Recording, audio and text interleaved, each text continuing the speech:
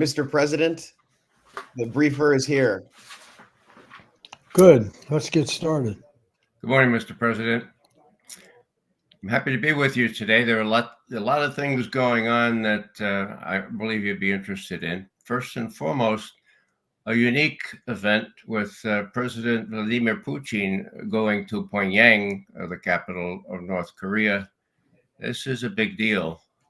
Relations between North Korea and Moscow have become closer and closer over the last few years. It's mostly a symptom of the enemy of my enemy is my friend, very similar to the Sino-Russian rapprochement that we've seen over the last 5 or 6 years or more. But it has its military and its very, very dangerous aspects to it. The reception that Putin has gotten so far, he's just arrived, has been foreshadowed by the most effusive, what's the right word? It was just sort of almost sickening, this turgid prose that Putin himself wrote in the North Korean Communist Party newspaper, advertising the closeness of the relationship. Now, there's an old practice, as you know, Mr. President, of criminology. You read all these things, and if a communique says the talks were cordial and friendly, well, that's one thing. If they were frank, that means they were at loggerheads. Well, this was cordial and friendly to the nth degree.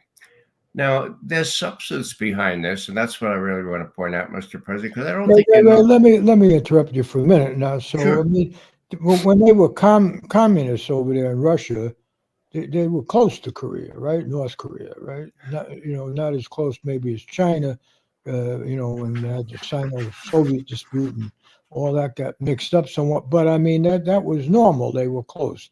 Putin is the guy who defeated the communists, right? So what's brief me here, Ray. I mean, sure. What's their relation to North Korea now? I know the Chinese communists and the North Korean communists, they're getting cozier. They haven't always been. But where's Putin coming in on this? Well, there's been a lot of water under the bridge, so to speak, since Stalin encouraged North Vietnam to go south. And they did, as you know, war ensued.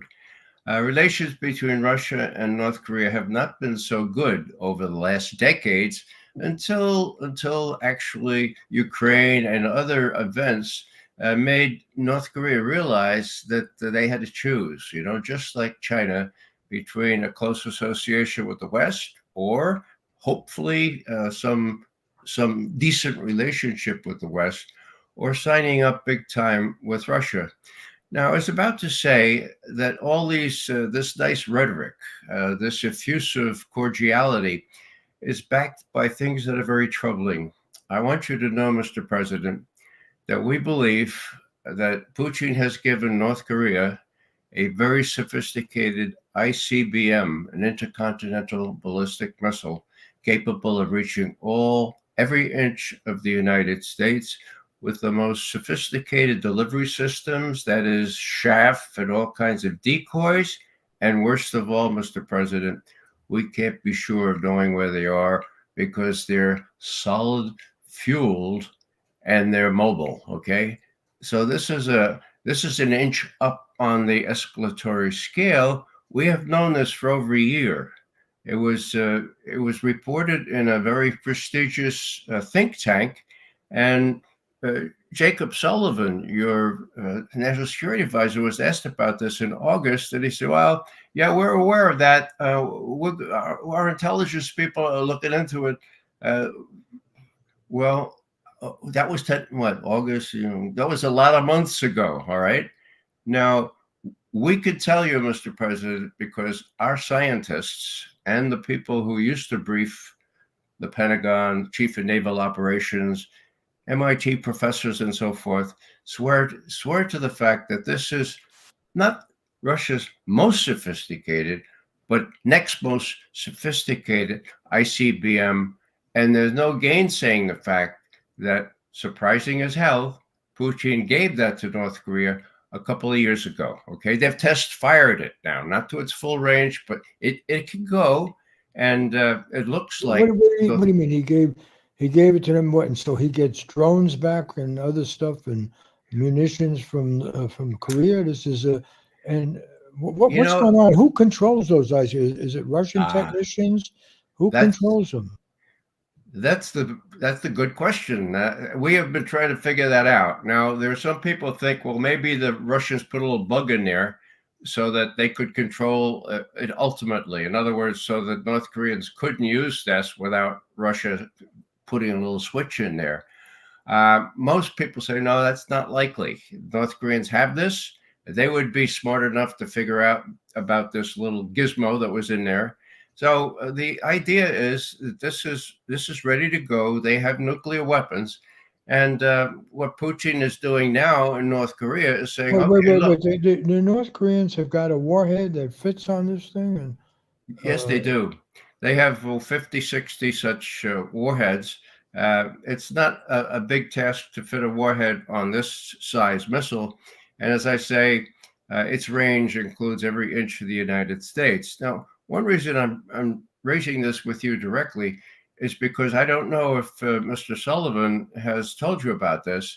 It's big news. Did it come as a surprise to Russian specialists? It sure did, myself included.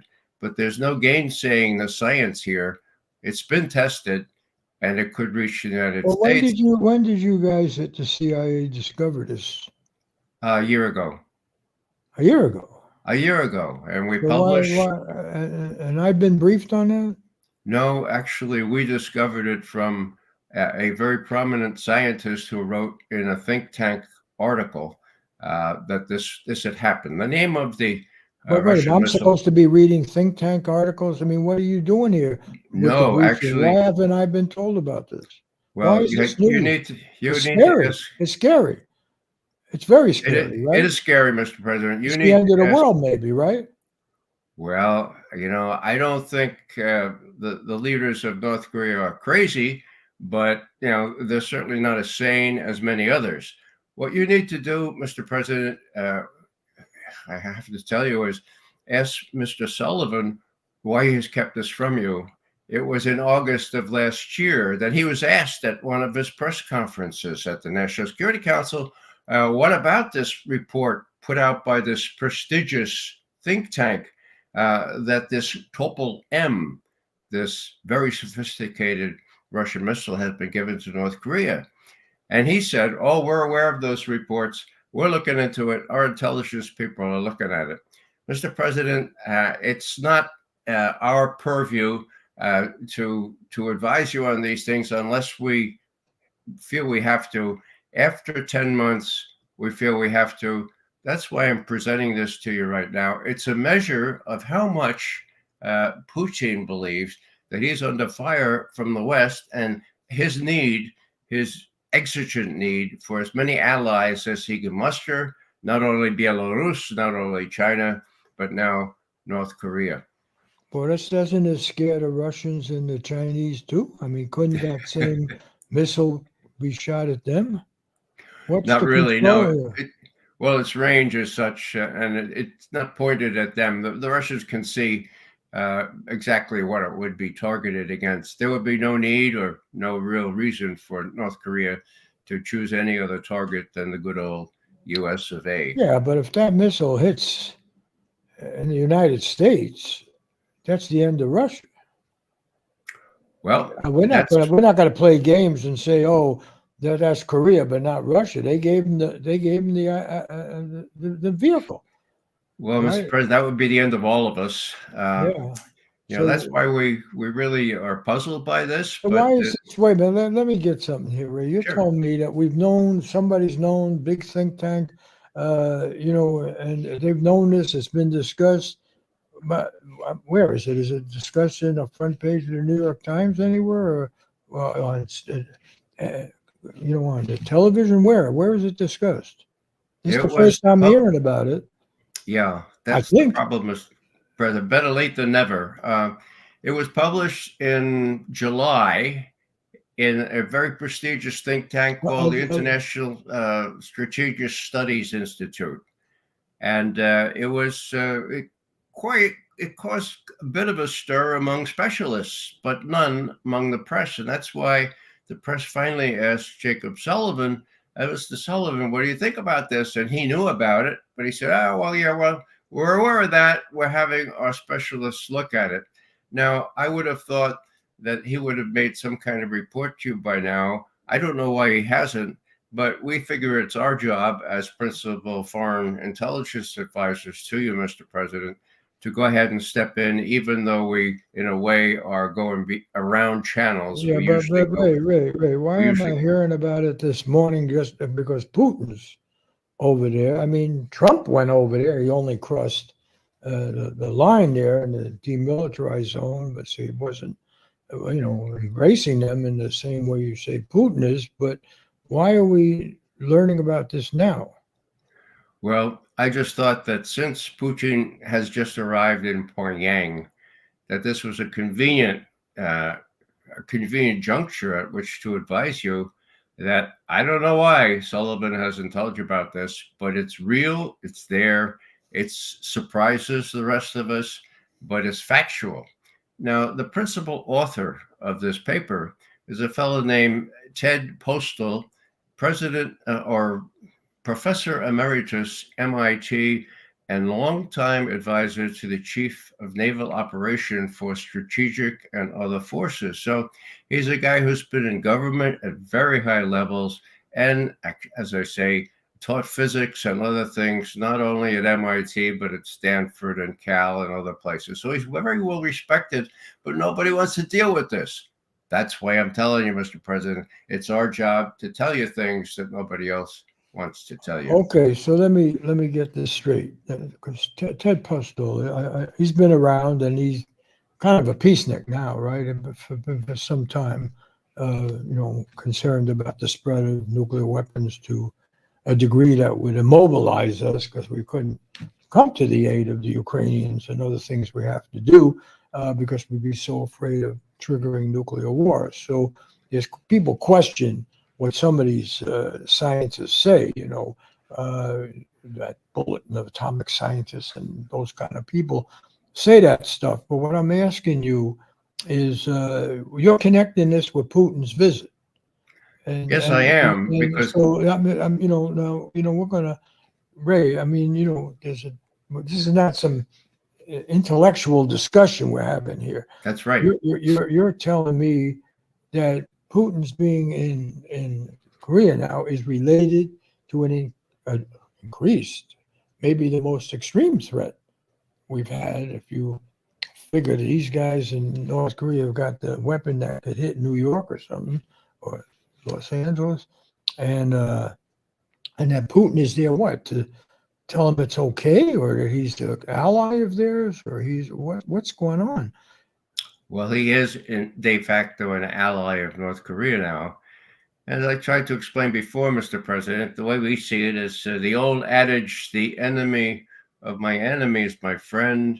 It's worked extremely well for Putin in currying favor with Xi Jinping in China, and now it's worked with North Korea. I didn't think myself. Yeah, but that shows a real desperation. I mean, this guy has been telling the world that he's the solid statesman, that he cares about peace, that he respects law and order, and then he gets in bed with the North Koreans. What It's very. He's panicking. Is he panicking because we're winning now in Ukraine? We've turned it around, and he's going to lose.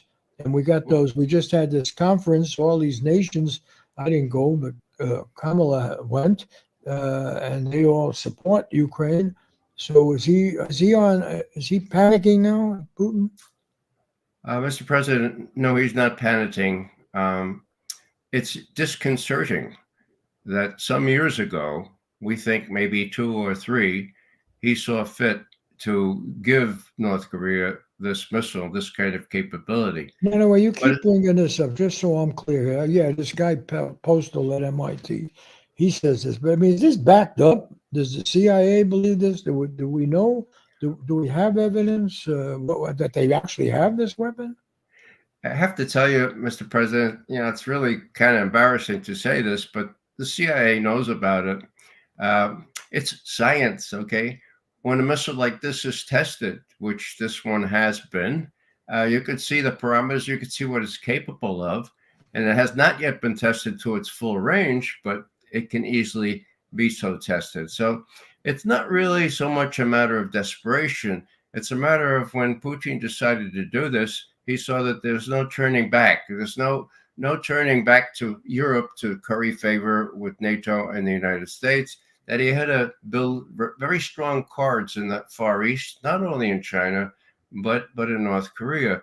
As for that peace conference or the peace summit that Vice President Harris attended, I hope she has briefed you on her experience there and why she only spent a couple hours there. It was, by all objective standards, a debacle. Very few people were willing to say the kinds of things that Zelensky wanted. And the background of the whole thing was the fact that not only the Russians consider Zelensky a usurper now, illegal, according to Ukrainian constitutional law. He's no longer president. And so why should they bother? But that's a lot of crap, Ray. You know that. I mean, so he can't have an election because they invaded him. They invaded his country, so he's postponed the election. But he's clearly the leader of the Ukraine. Don't give me that malarkey. But and the conference, most of those countries supported him.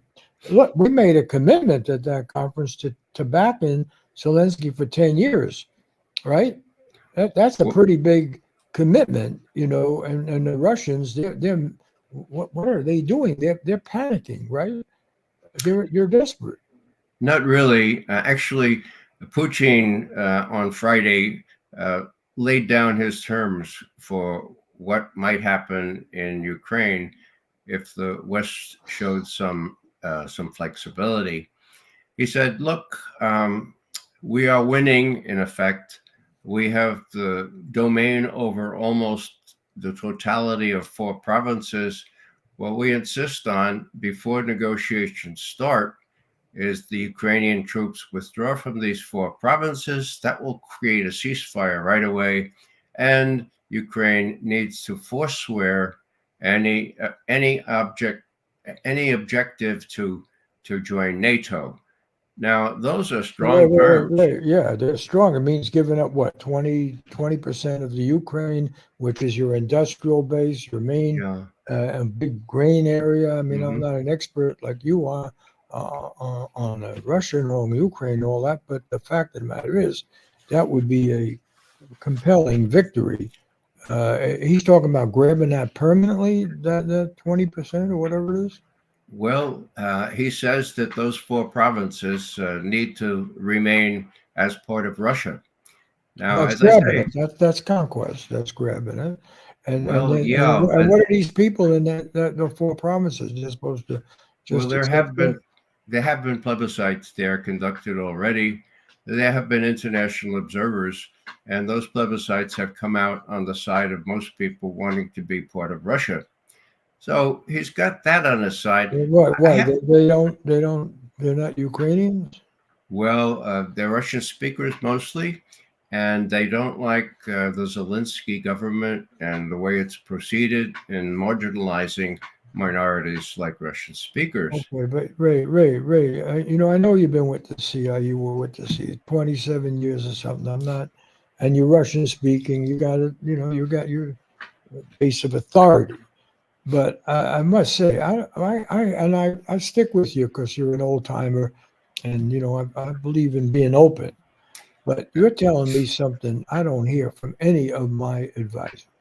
Yeah. Okay. Now I defend you every single time I say something that Ray tells me in these briefings. They say, "Yeah, but that's Ray," and he's out of touch, and he's not speaking for the whole agency, and he's not following current events, and he's kind of a pinko. Now, I know it's hard to call somebody a pinko who supports Putin, since Putin defeated the communists and he claims that he doesn't like them. But the fact of the matter is, you're telling me something that I'm not hearing from the other people in the intelligence community. Now, I'm sticking with you, and I've told you this before, but a lot of people say I'm wasting my time talking to you. Well, Some yeah, people even suggesting maybe you work for them or something, or there's a lot of talk now. We got a lot of people in this country, and maybe some people, after all, maybe Donald Trump, right? I mean, Donald Trump had close ties to Putin. We don't know where he doesn't like NATO and what's that all about. So that's going to be a big issue in this election that I'm going to push. I'm going to push that, because where is Trump? Maybe Trump's a sympathizer to the communist. Well, Mr. President, yeah. To Putin, yeah. Mr. President, I appreciate your candor, and all I can say is that I welcome your openness to hearing other views, because you're getting the same view from all of your other all of your other advisors who, frankly, Mr. President, are telling you what they think you want to hear. That's not the role of an intelligence officer or an intelligence agency. Now, one thing I would want to make clear to you is that in all the publicity that has come out of this major speech that Putin made on Friday, one thing has been noticeably lacking, and that is the fact that in April of 2022, so 6 weeks after the start of the Russian invasion of Ukraine, there was a deal. And the deal included Ukraine saying, we will be neutral, we will not join NATO. And the Russians saying, okay, we'll guarantee your security with the help of other people, and we'll talk about the Donbass and we'll talk about Crimea later. That was initial. That was a deal. How do we know that? The chief Ukrainian negotiator, Arachmania is her name. He comes and he talks openly a year ago about, we had this deal, and guess what happened? Boris Johnson came in from London and said, don't sign that deal. We're going to fight him. We're going to fight him to the end. And as Russian leaders have recently said, that's when they turn to, we're going to use this to weaken Russia, to give Russia a strategic defeat. Let me just read you what Putin said, not on Friday, but back in March. It'll give you a sense for what how the Russians look at this, which is what I think you need to know. Here it is. Putin, we were holding talks in Istanbul, in Turkey, and there was a document. There was actually a draft treaty. It was initialed by the head of the negotiating group, Mr. Arachmania. You could see his signature on it. He himself publicly told the world, it was at a meeting of journalists, that Prime Minister of Great Britain and Mr. Johnson arrived and convinced them not to sign the treaty and therefore not to implement it. And that's when they started to bring up this topic you have just mentioned, namely the need to defeat Russia on the battlefield. Putin said that in March. Now, one little codicil here. In April, Lavrov, the foreign minister, said this. Arachmania said this with such a naive expression about Mr. Johnson coming in and saying no, such a naive expression on his face that I even felt a bit sorry for him. He seemed to be upset that Johnson had exhibited this behavior. All that negotiating for nothing. When was Arachmania appointed to negotiate? 4 days after the invasion, February 28th. He went up to Belarus, negotiated, went down to Istanbul, negotiated. They had a deal. Now, why do I make this point? Nobody knows this. You know why? Because even though the New York Times had a fulsome article, 2 articles on Saturday about these documents, never was it mentioned that they were near finalization until Prime Minister Boris Johnson arrived and put the kibosh on the whole thing. My point here is simply that unless people know the truth about this, people are going to be wedded to a certain interpretation of history. And I would suggest that you tell your people to tell the whole story and then the New York Times will feel free to tell the whole story, and then people might be ready for what's going to happen in Ukraine, and what's going to happen in Ukraine before the election, in our estimate, is very bad news for this administration. What is going to happen? There will be a definitive defeat. So let me. Russia will win. In other words, what you said in July of last year, that Putin has already lost in Ukraine, turn that around 180 degrees. The world will see that Russia has not lost, but won in Ukraine. Putin has that capability. There is nothing to stop him, Mr. President, unless, now I say unless, you don't want World War III, okay? But the only way that he could be stopped would be if your advisor said, oh, let's use a low-yield nuclear weapon, okay? Would that stop him? I don't know. But many people are concerned, including, of course, Putin and Lavrov and the defense people in the Kremlin, that this being the only thing that's not yet been tried by your advisors, that they might say to you, Mr. President, we're going to lose big time in Ukraine, and then we'll lose the election and all the implications of that. So let's try this mini nuke thing. Okay, That's what look, the Russians are afraid of. Ray, you're just going so far ahead of me here and my own understanding. And look, I keep repeating this. Sometimes everybody tells me I should stop talking, because I don't know what, I don't know.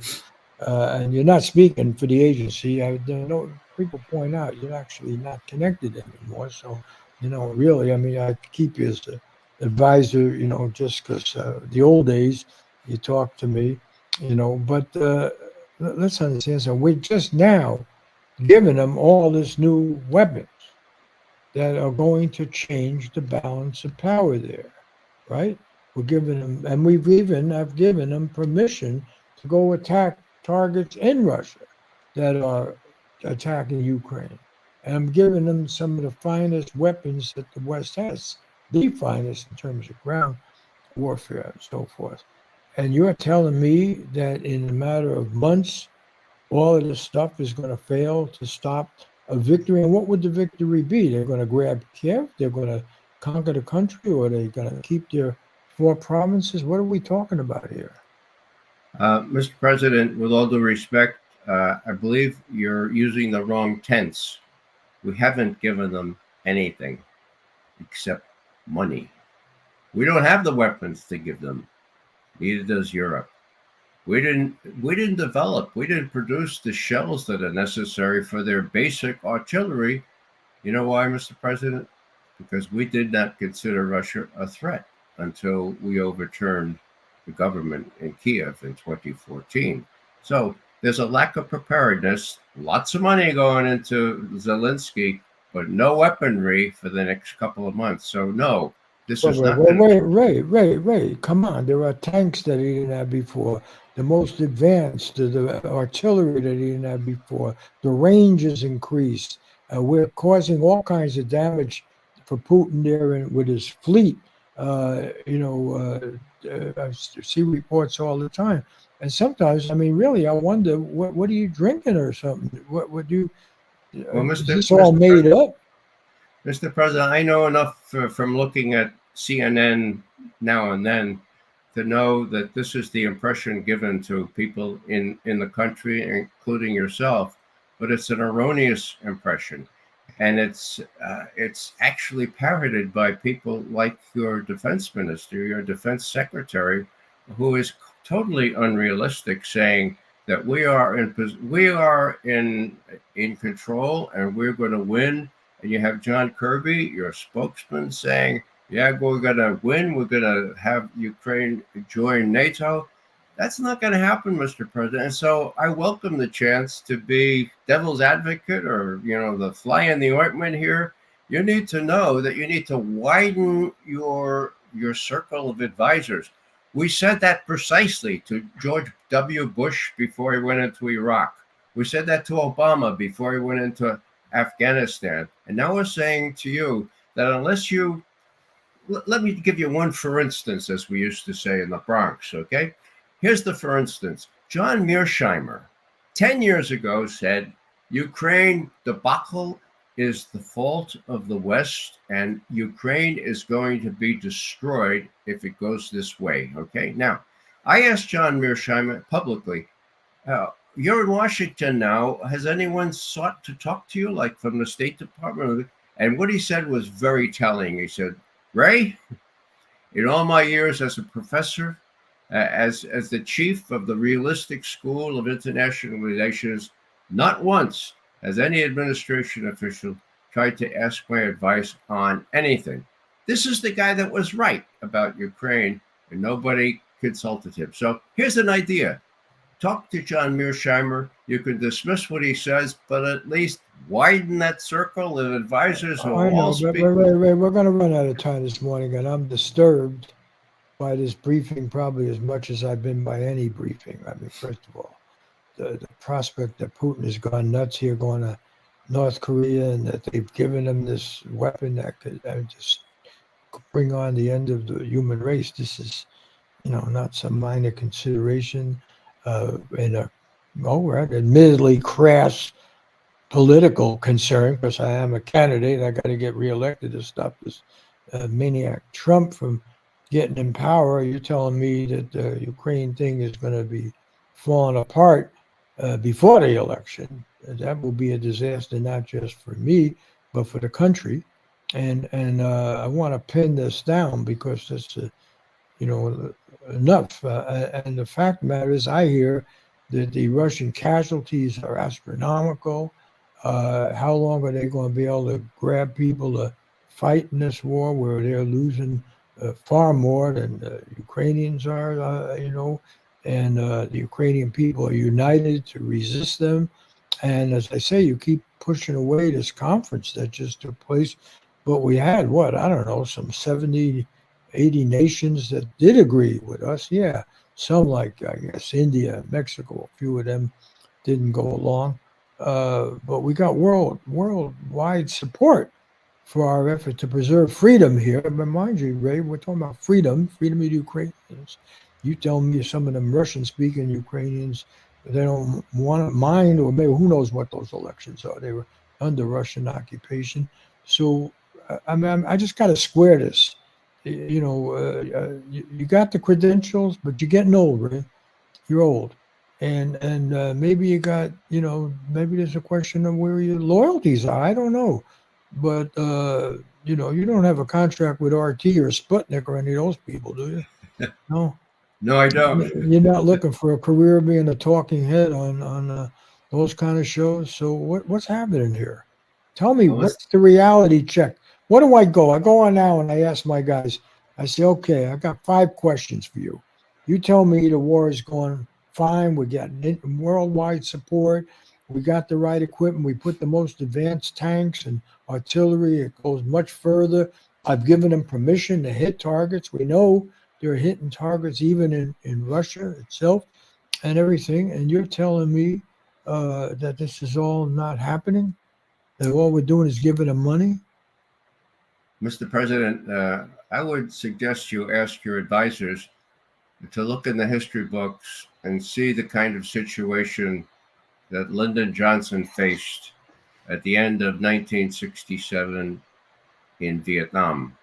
He was told all these exact same things by Westmoreland, who was asking for 206,000 more troops to go up into Cambodia and into North Vietnam. Now, LBJ, by his own admission, said, I was going to give Westy those troops. And what happened? Well, Tet, the big offensive at the end of January, early February 1968, put the kibosh on this. And Lyndon Johnson realized he'd been lied to. And that's when he widened the circle of his advisors. A little late in the game, right? Clark Clifford and the others came in and said, look, all right, they said Washington said he's winning. He was lying to you. So you better go to negotiations. You better stop bombing. And Mr. President, probably be a good idea if you didn't run again. And indeed, at the end of March 31st, 1968, President Johnson said, "I'm not going to run for re-election." So that's history here. The analogy is invidious, but it seems to be apt in my view. All right, Ray, Ask them about it. Yeah, Ray, stop for a second. Well, first of all, this money we're giving them now, we're getting out of their own money, the Russian money, right? We're getting the interest on the money that we've frozen, right? That 50 billion there, and I guess it's more. And so they're starting, we're making Putin pay for this war. That's number one. Secondly, we got our allies in the free world stepping up. In Europe, they're building up their armed forces. They're even talking about sending troops. French are talking about putting some troops in there to at least guide the weapons. We're talking about incredible time of unity. I mean, Ray, I've been sitting here thinking, as opposed to this incredible mess in with Israel and Gaza, where it's just getting out of control. Everybody's turned against us here and calling me a genocide Joe and all that kind of stuff. At least on Ukraine, we're on the side of freedom. We're winning. We got the support of the democracies of the world. And frankly, I can't square what you're saying here this morning with what has happened since our conference. Now, I should have probably gone. Kamala went. She said she got a great reception there. And, most of every democracy, I guess maybe India is some kind of democracy. They didn't back us the way we want. But, tell me. I got to look. We're running out of time. I got a lot of things I got to do today.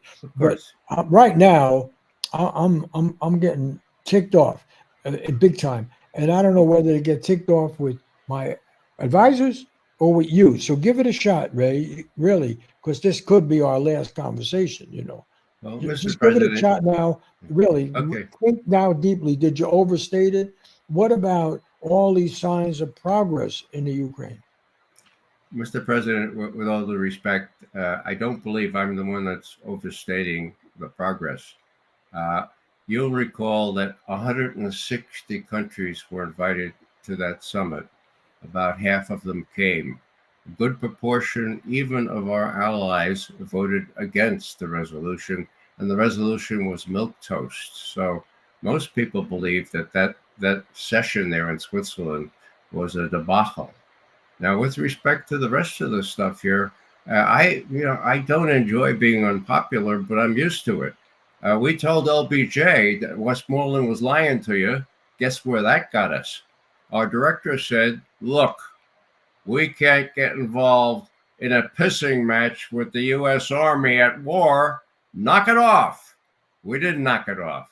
We tried in every way to show LBJ he's being lied to. And it wasn't until it was too late, after the Tet Offensive, February 1968, that finally he realized, now let me talk to these people who know what's up, Clark Clifford and the others. And they said, yeah, you've been lied to, and you need to go to negotiations. Now, the parallel is so stark, Mr. President, that I thought I'd raise it, because you'll remember all this. And, even though you became a senator for the first time in 1972, well, lots of that stuff was very fresh in the minds of people, particularly people who are tuned to foreign affairs. So 1968, 1972, you missed the big stuff, but you were there for the residue.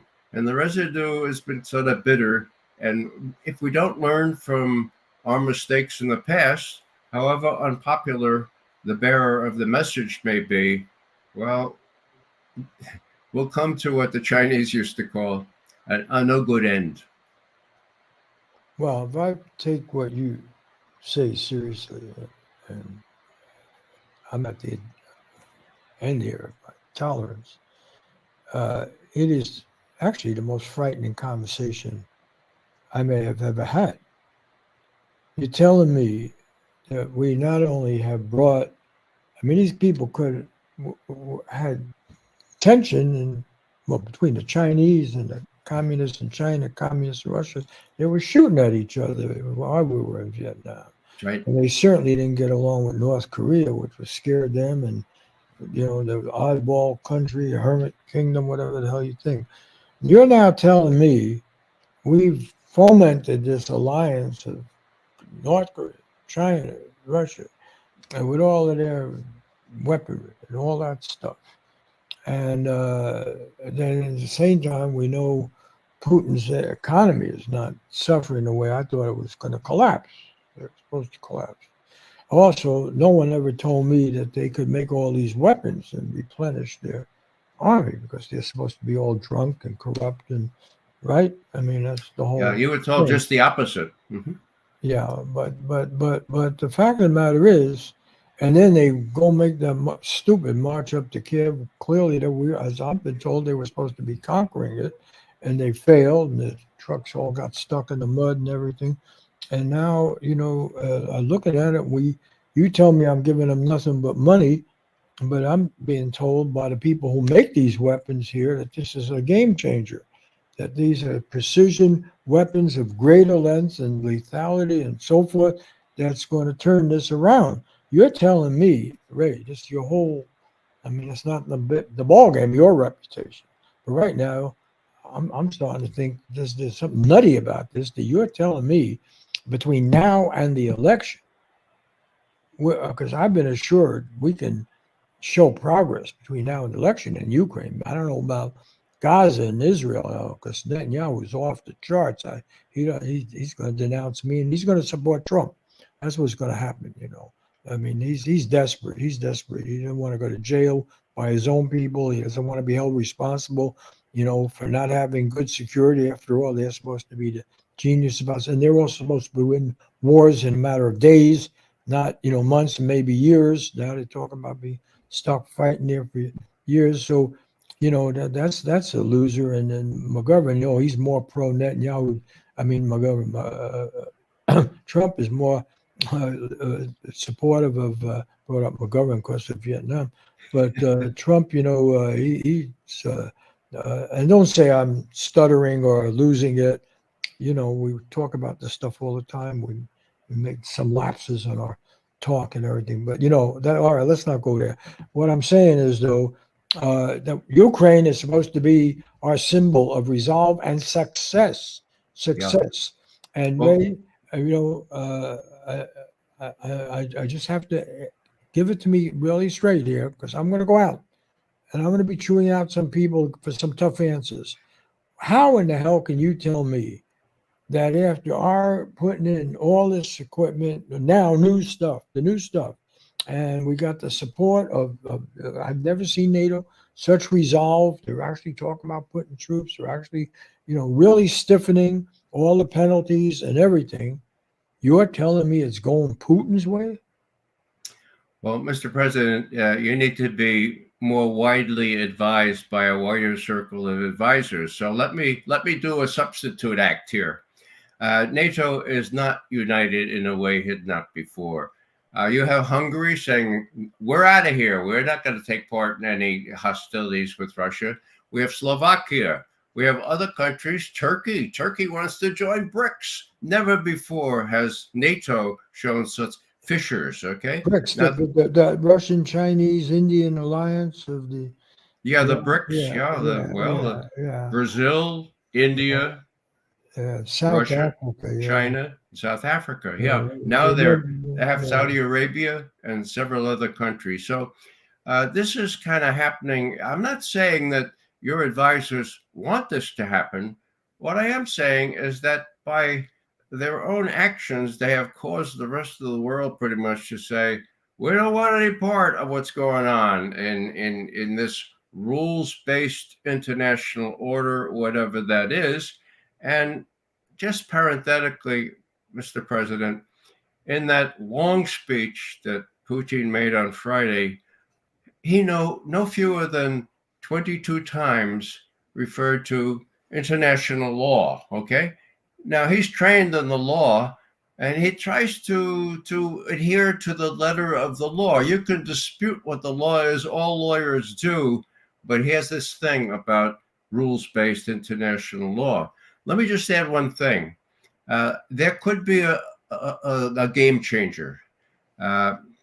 F-16s could be it. Now, you remember, Mr. President, that it was only... a game changer for freedom, right? Well, let me explain. Yeah. When Bakhmut was lost, you recall you were in the Far East and Zelensky came out to see you and said, "My God, we're lost." And you said, "What can we do?" And you had no military advisors with you. And somebody said, "Well, how about giving them F-16?" So you said immediately, "We'll get them F-16s." Now, the rub there, Mr. President, is F-16s can carry nuclear weapons. And on the chance you have not been advised of this, the Russians have said, we won't know once an F-16 takes off whether it has nuclear weapons on it. And so we're going to shoot it right away. And we might shoot the airfield from which it flew. So escalation, that would be escalation. Not so much the F-16s, who would be, the Russians have the capability to down them quite readily.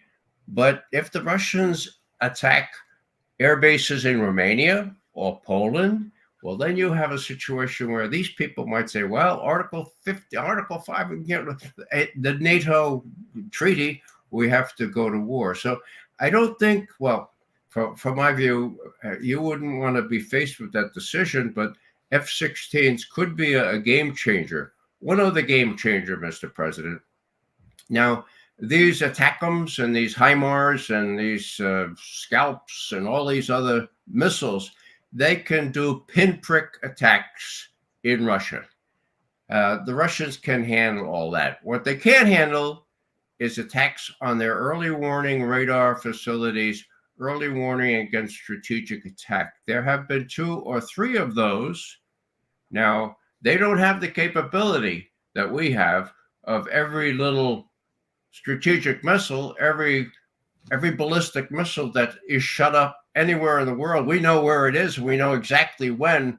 The Russians don't have that. And so one reaction that the Russians have made with respect to this is, don't do this. Don't hit our radio stations. Now, those are Ukrainian drones, but everyone knows they could not have been navigated so precisely without U.S. intervention. Now, what's a symmetric, what's an asymmetric approach?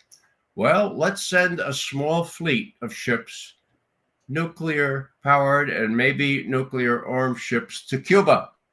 Seems to me we did that before, in 1962. You're talking about the Russians sending them. That's right. They just did that's that, what they've right? done. Yeah. They've just completed But they a 5. claim that, no, they claim, I looked at one report, they claim they've been there before. Well, they have visited Havana before, but this time it was in the context of retaliation, asymmetric or symmetric retaliation for these hits on deep inside Russia, and particularly, in my view, these early warning sites without which Russia is blinded, were there to be a submarine in the Indian Ocean, for example, that would shoot Trident missiles up into the U.S., up into Russia. So things are getting strategically complicated. And it's one thing to talk about the battle lines in Ukraine. The other is to talk about F-16s that are by definition nuclear capable. And it's yet another thing to talk about missiles or drones that take out early warning radar systems that the Russians depend on for early warning against nuclear attack. Who's taking them out? We're taking out their early warning systems? There are 10 of them of this kind. We damaged 2 of them, okay? Shot at 3 of them. And then when I say we, it was the Ukrainians. But wait, this is going on long enough. We're going to end with this, right? But let me understand something. I thought we are damaging their ability to wage war in Ukraine with these systems. I didn't know this was their early warning systems about whether they're under nuclear attack. Well, please ask Mr. Burns, your CIA director.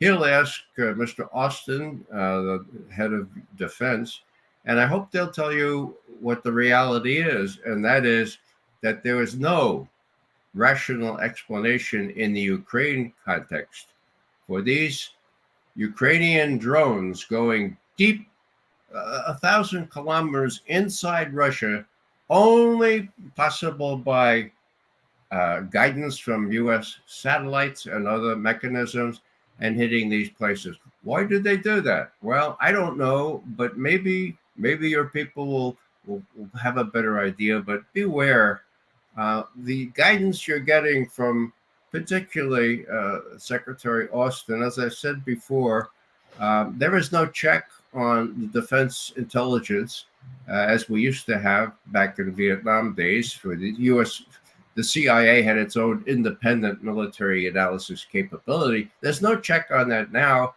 And so when Austin tells John Kirby to act like, well, he's been criticized for as Baghdad Bob, okay, to say we're going to win, we're going to have Ukraine enter NATO. Well, that's not only not possible, it's only also quite dangerous because no one knows exactly what you believe. Do you believe what Kirby says? He's your spokesman. Or do you believe what Austin says? Or do you perhaps entertain the notion of believing other sources? Please, Mr. President, with all due respect, widen your circle of advisors so that you're not ingrained in this. Right, okay, but this is going to be the end of it. You're telling me that because the whole thing in the post-war period after the development of what we had to drop Hiroshima and Nagasaki, so we had to, those were military targets, we had to take them out. And, although I noticed we were the emperor, they were going to have peace. I remember I watched a couple of movies about it. We could have had a peace with Japan. They just wanted to protect their emperor. I know he's visiting now, or That's the right. current emperor. So I don't know how. Myself, I'm perplexed because why did we drop those bombs if it was to stop the emperor? That's it's important to them for some national religious idea. They wanted to save their emperor, but now we don't mind their emperor. He's traveling around, and it sort of seems to be on our side, the emperor. I have a personal view on that. Mr. President. I've studied this problem greatly. If you'd like me to comment on it, but go ahead, please. Well, go ahead. That's the only thing I can learn from you, Ray, is you have some sense of history there because you helped make it.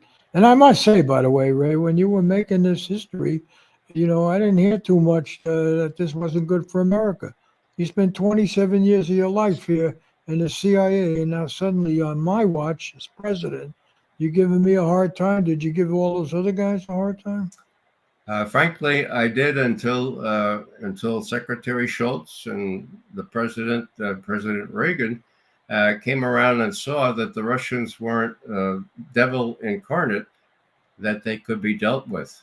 As a matter of fact, that they could be agreements with, among them the destruction in place of fully armed, a whole class of medium and intermediate range ballistic missiles, SS-20s in the Soviet Union, Pershing IIs in the United States.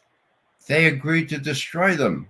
I was surprised as hell, and they did it. They were all destroyed. And my friend Scott Ritter was one of the people who went up to one of these godforsaken places in the Arctic to make sure they were destroyed. So if you have a modicum of trust in one another, if you talk to one another, as I encourage Secretary Shultz to talk to Gorbachev and Shevardnadze, then you can work these things out.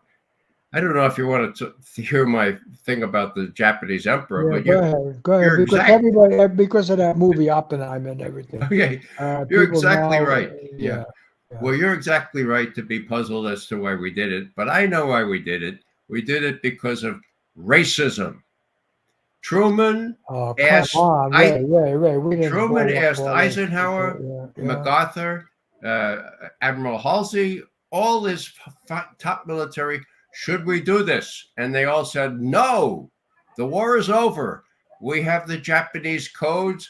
All they need to do is to be told, look, you can keep your damn emperor. We're not going to string them up. Okay, you can keep them. And they're ready to fold. Okay.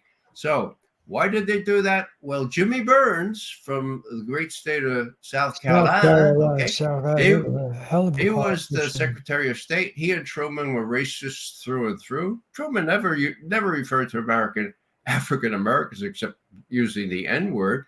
And they said, look, we're going to teach them a lesson. They don't look like we do. And direct descendants of those, General Westmoreland, where's he from? Oh, South Carolina. What does he say?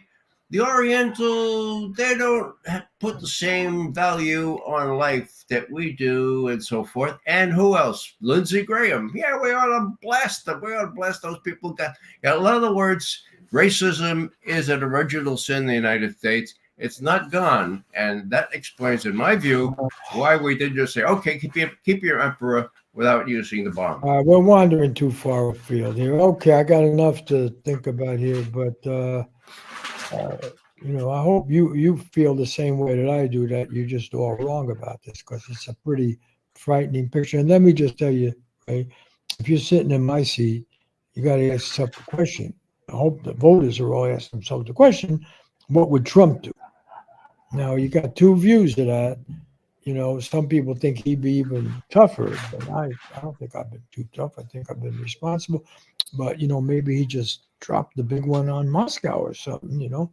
On the other hand, we got a lot of Democrats there in Congress and the investigations saying, no, he's an ally or puppet of Putin. He wouldn't blow them up. So it's a crazy election, because is he going to be able to pay? He's not going to attack me for being a warmonger, right? Because he talks tough, right? He wants to give Netanyahu everything. But then on Ukraine, where you're talking, it's really dangerous in terms of nuclear war, although nobody ever mentions nuclear war could involve Israel too. I mean, they got bombs that we don't talk about. But still, we're getting into an election now where the public has got to think, am I more dangerous than Trump? You know, and on this question of this thing falling apart before an election, one response could be, you know, who lost Ukraine? Who, and you know, right? And that maybe, because there's a lot of stuff I see in the newspapers that they're finally getting it. The only reason Ukraine is in trouble is because the Republicans in Congress wouldn't give them the aid they needed when they needed it. So I think that's something we're going to stress in the campaign, and we're going to have to bring up that Trump has been cozy with Putin. Maybe that's why the Republicans didn't give the aid to Ukraine when it could have used it. That's what I'm going to say if they're falling apart before the election. Mr. President, that's a good domestic argument for debating purposes. What I would like to end with here is simply say that Putin has made it very clear, and he is in control, as no Russian leader has been in control since Stalin, okay? He's made it clear that what he values in a U.S. president is predictability, okay? Predictability. Now, as he looks on the scene, each red line that you personally have set with respect to the kind of weaponry you're willing to give to Ukraine or use in Ukraine has kept going up, and the red lines have been discarded.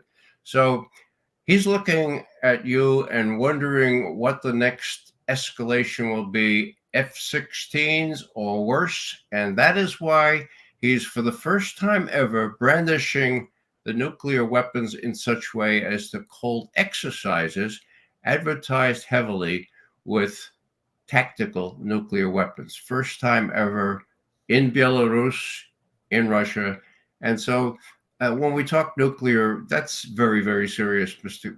President. I just want to say that I spent my career looking at things from a Soviet and then a Russian perspective.